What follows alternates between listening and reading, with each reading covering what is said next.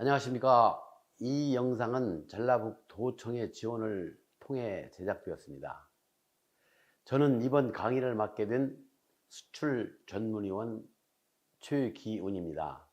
이 강의 자료는 전라북도 소재 장애인 기업의 수출 역량을 강화하여 해외 판로를 다변화하고 매출을 확대하는 데 목적을 두고 있습니다. 장애인 기업의 적극적인 활용을 위해 해외 마케팅에 도움이 되기를 기원합니다. 강의 내용은 무역 관련 전문 용어가 많아 자막으로 대처합니다. 이 시간에는 LC 신용장 결제 방식에 대해서 설명을 드리겠습니다.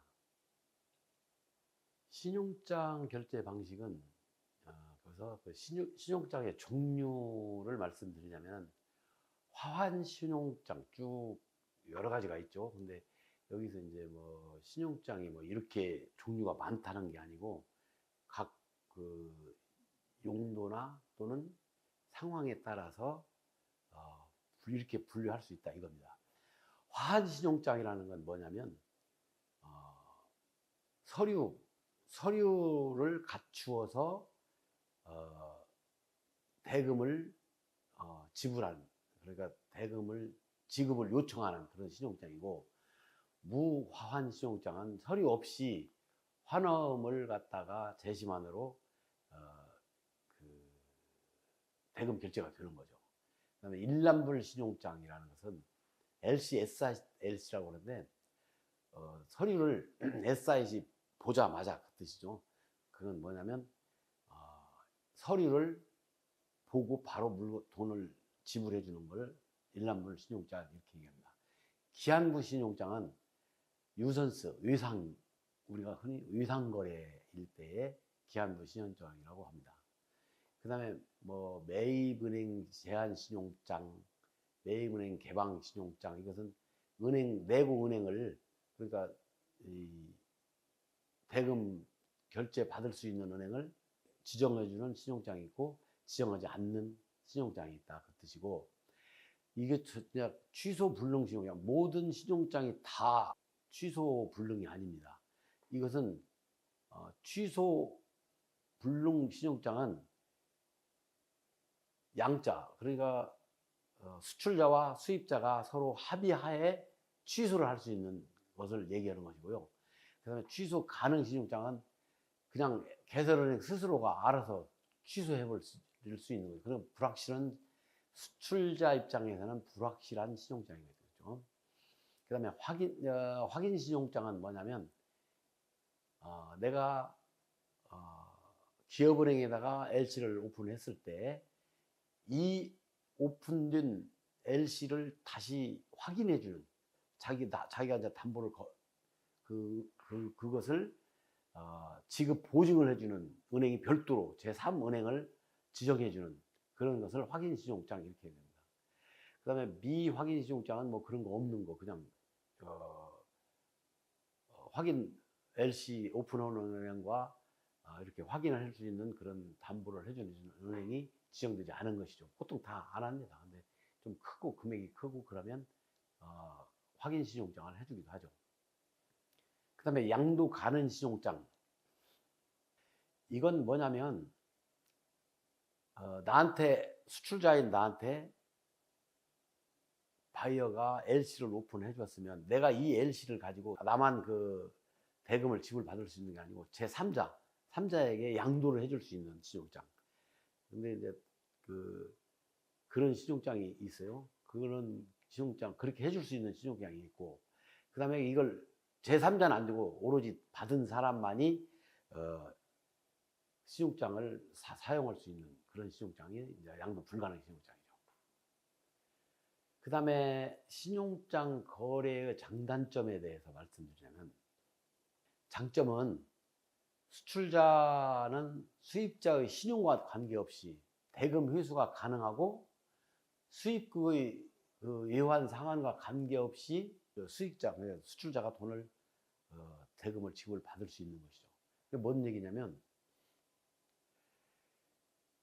LC가 오픈이 되면 이 LC는 은행이 지급 보증을 해주는 거잖아요. 그래서 만약에 수입자가 신용이 불량자고 뭐 일을 잘하다가 망했다 그러더라도 은행에서 책임을 져주기 때문에 상당히 그 수출자한테는 유익하죠. 그리고 또 안정적이고. 그래서 이 LC가 상당히 좋다는 거. 단점은 뭐냐면 그 수입상이 이 특성을 악용해 가지고 매매 계약을 제품을 잘 만들어서 아무리 보냈어도 그 LC에 나와 있는 문구 하나하나 뭐를 잘못 찍었다고 해가지고 대금을 거절할 수가 있어요. 대금 지불을 거절해요. 예를 들어서 펜, 프라이팬 같은 거 PAN 이렇게 펜이 되어 있었는데 PEN 이거 글씨 하나 잘못됐다고 대금을 지불을 거절할 수도 있습니다. 이런 것을 할 수도 있으니까 그 정확하게 잘 그 서류대로 LC대로 만들어서 해야 됩니다. 근데 또 수출자에게 수입상에게 불리한 점도 있어요. 그건 뭐냐면 서류를 인정하는 것이지 은행에서 제품을 인정을 해놨습니다. 그래서 수입자가 LC 오픈을 해서 인삼을 실어주시오라고 했는데 수출자는 서류는 다 인삼으로 만들었어요. 인삼 뭐 다 만들었는데 실기는 뭐 지푸라기를 실었어도 어떻게 할 수가 없어요. 그건. 서류가 맞으면 내주는 것입니다. 그래서 그런 불확실성이 있어서 수입상에도 그런 단점은 있는데 뭐 요새 그렇게는 안 하겠지만 어떻든 그런 단점은 있습니다. 그 다음에 신용장의 거래 당사자, 기본 당사자에 대해서 이제 알아야 되는데 개설 의뢰인이라는 게 있어요.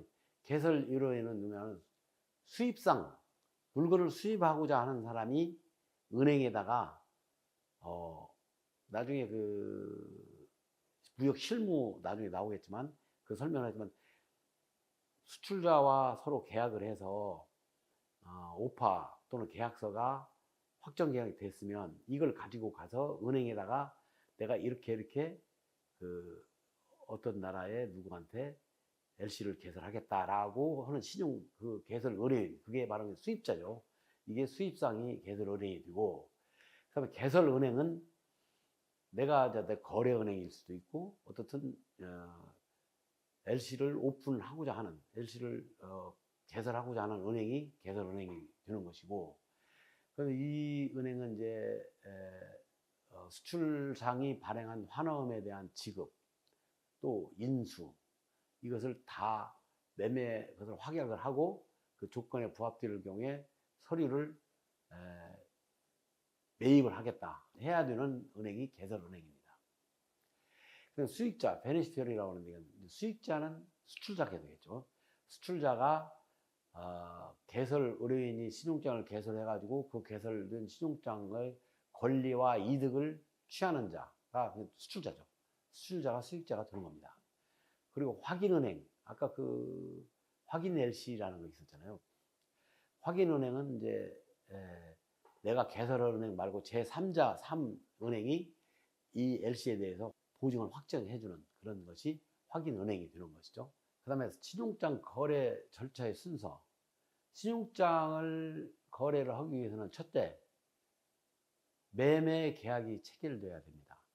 매매 계약은 수출자와 수입자가 뭐 오파가 왔다 갔다 하다가 이제 서로 거래를 하다가 확정을 해서 이제 뭐 수량, 그 다음에 제품 이름, 그 다음에 단가, 그 다음에 뭐 선적 기간, 여러 가지 그런 것이 다 합의가 돼서 매매 계약이 체결돼야 되는 것이죠.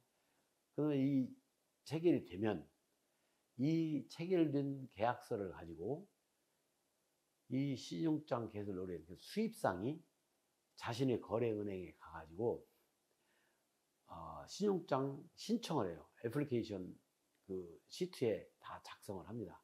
그 작성을 해서 개설은행을 한다가 신용장 개설 의뢰를 하고 그 다음에 뭐 통지은행은 뭐냐면 수출자가 사는 나라, 수출자가 그러니까 우리나라인데 내가 수출자면 우리나라겠죠. 우리나라의 통지은행은 뭐 내가 오파상이나 시트상 계약서상에 지정을 안 했으면 그 매매 계약 신용장 개설은행에서 자기네들 거래은행으로 통지를 해줘요. 그게 이제 통지은행으로 통지를 해주는데 그걸 통지은행이라고 합니다. 신용장이 오는 거죠, 그쪽으로. 그러면 내가 가서 찾는 겁니다.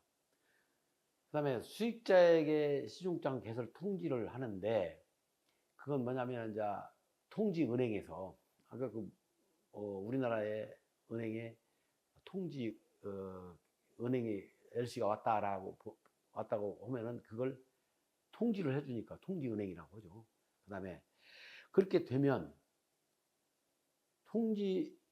신용장을 받은과 동시에 이제 물건을 만들어야겠죠. 물건을 만드는데 물건이 이제 뭐 있다든지 이미 있으면은 뭐 만들 것도 없이 그냥 선적하겠죠. 신용장이 왔을 때 바로 이제 생산에 들어가게 되는 거죠. 그 다음에 이제 선적을 했어. 만들어준 다음에 선적을 그 수출 절차에 의해서 수출 신고 필증 받아서 배에다가 또는 비행기에다가 선적을 했어요. 한 다음에 거기서 이제 BL이라는 것은 선박회사에서 내가 이 물건을 우리 선박에다가 실기해서 받았다라고 증명을 해주는 유가증권이죠. 그 BL을 하고 그 다음에 수출자가 작성한 인보이스 패킹, 인보이스는 송품장이고 패킹 리스트는 포장명세서.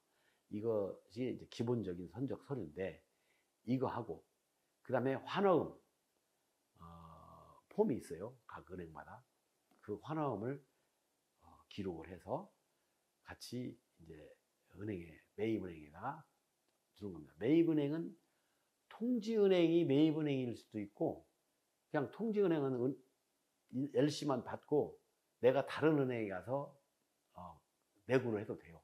그게 이제 매입은행에다가 제고를 해서 내구를 받는 거죠. 그 다음에 환어음 송부 뭐 이건 이제 아까 그 환어음 만들어서 매입은행에 제출하는 것이고 그래서 이제 매입금 이제 매입은행에서 나한테 내고를 해줬어요, 돈을. 그러면 그 매입은행에서는 그 LC를 오픈한 은행으로 개설 은행으로 다시 모든 서류를 보내주죠. 그러면 그 은행에서도 서류를 사는 거죠. 서류를 받음과 동시에 돈을 이쪽으로 이제 보내주는 거죠. 그 매입은행으로. 그 다음에 이제 수입금, 대금 지불과 선적 서류 인도. 이것은 뭐냐면 이제 수출자가 매입은행에다가 서류를 제출해서 내고를 해서 돈을 받고 그 은행에서 개설은행으로 선적 서류를 보내거든요. 선적 서류를 보낼 때는 아까 얘기한 BL. 보통 선박회사에서 BL 서류를 5장 정도, 5카피를 보냅니다. 원래 오리지널 있고, 그 다음에 뭐, 듀플리케이트, 트리플게이트, 그 다음에 카피본이 2부 있어가지고, 이 세 부가 한 시트예요. 이 세 부를 받아서 나도 인보이스 패킹을 5부 만들어서 같이 해서 인보이스 패킹 3부하고 BL 3부하고 같이 매입은행에다 줘서 그 원본을 개설은행으로 보내면 그 개설은행에는 그걸 받고 통지를 해줘요. 누구한테 통지해주냐면 수입상한테 통지를 해줍니다. 야, 이렇게 서류가 왔습니다. 서류 찾아가세요. 라고 선적 서류 인도 통지를 해주면 그때 수입상은 그 서류를 받아서 이제 보시고 이걸 통관을 해야 되죠. 수입 통관을 이제 세관에 신고를 하고 그 다음에 그 BL이 왔으니까 그 물건은 지금 우리나라에 도착을 했겠죠. 그러면은 수입 통관을 하고 그 서류를 아까 BL 3건 있다고 했죠. 이 BL 서류를 세관 선박회사에다 갖다 주는 거죠.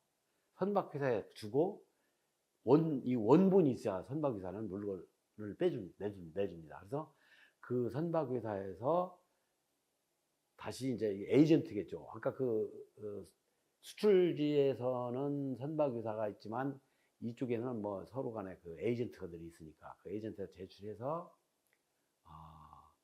물건을 찾게 되는 거죠. 그래서 물품을 인수하면 끝납니다. 그럼 여기서 보면은 신용장 절차를 말씀을 드리겠습니다. 첫째, 여기 지금 위에 보면은 지정은행이 있고 개설은행이 있고 뭐 이렇게 있잖아요. 그러면 맨 처음에 수익자 밑에를 보는 것이 먼저 좋겠죠. 수익자 수출자죠. 그거 써 있죠. 그 다음에 개설은행은 수입자를 얘기합니다. 첫 번째 계약이 체결돼서 물품 선적을 계약이 체결이 되면 그 계약 체결하는 것을 가지고 수입자가 개설은행에 가서 신용장 개설을 하게 됩니다. 그러면 신용장 개설 신청서를 내면 그 개설은행에서는 신용장을 이때 물론 신용장 개설할 때 그냥 해주는 게 아니죠. 수입자는 여기다 담보를 해줘야 돼요. 은행에서 담보를 만약에 달러 지불을 하면 달러를 미리 사서 거기다가 은행에다가 예치를 해놓고 신용장 개설을 하든지 아니면 뭐 어떤 신용이 있으면은 부동산 같은 것을 담보로 해놓고 할 수도 있고 그래요. 보통 그런데 지불 금액을 달러를 매입을 해서 통장에 적립시켜 놓고 그걸 담보로 해서 LC를 오픈을 해줍니다. 그러면 LC에서 통지은행으로 저 지금 두 개 지정은행, 통지은행 있잖아요. 그 통지은행은 그러니까 LC만 통지를 해주는 은행이에요. 그래서 좀 조그맣게 해놨는데 어쨌든 그렇게 해서 그러면 통지은행에 받으면 통지은행이 신용장 도착했다고 수익자에다가 얘기를 해주죠. 그러면 수익자는 그걸 받고 그럼 이제 제품을 생산하고 지금 만들어져 있으면 만들어진 대로 선적을 하는 거죠. 그래서 선적 서류를 제시를 하고 그 다음에